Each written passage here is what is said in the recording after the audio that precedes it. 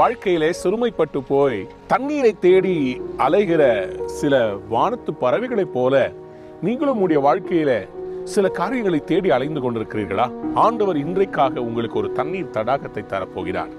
அன்பார்ந்த பிள்ளைகளே, வேதத்தில் நாம் பல இடங்களில் வாசிக்கிறோம், தங்கள் வாழ்க்கையே முடிந்து போய்விட்டது என்று நினைக்கும் போது ஆண்டவர் அவர்களுக்கு தண்ணீர் தடாகத்தை காண்பித்தாராம். தண்ணீர் தடாகம் என்பது இப்படிப்பட்ட, இந்த பக்கத்துல பின்னாடி பாக்குறீங்கல்ல, இந்த பெரிய ஏரி, இப்படிப்பட்ட காரியங்கள் தன்னால தோன்றுவதில்லை. ஆண்டவர் அதற்கு தண்ணீரை ஒரு நதி மூலமாய் கொண்டு வந்து இதை நிரப்புகிறார். இதற்கு ஒரு வழியை கர்த்தர் ஏற்படுத்தி வைத்திருக்கிறார்.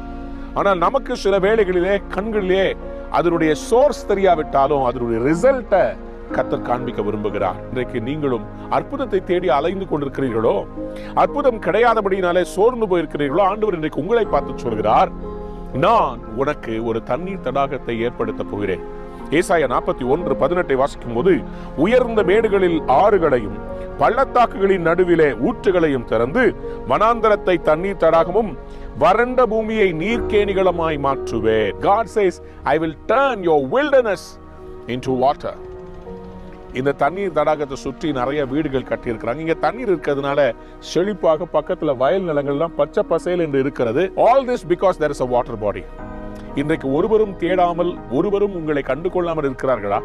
ஆண்டவர் உங்கள் வனாந்தரத்தை தண்ணீர் தடாகமாய் மாற்றி எல்லாரும் உங்களை தேடி வரும்படி செய்வார். You are going to become a blessing.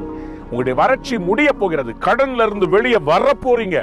சீக்கிரத்துல கர்த்தர் உங்களுக்கு ஒரு நல்ல இடத்தை கொடுக்க போறார்.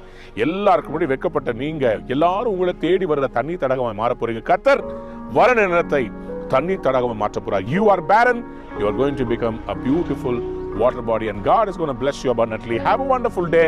உங்களுடைய வியாபாரத்தை கர்த்தர் தண்ணீர் தடாகமாய் மாற்றுவார். உங்களுடைய குடும்பத்தை மாற்றுவார். உங்கள் வாழ்க்கையவே தண்ணீர் தடாகமாய் மாற்றுவார். God bless you. Have a wonderful day. Amen.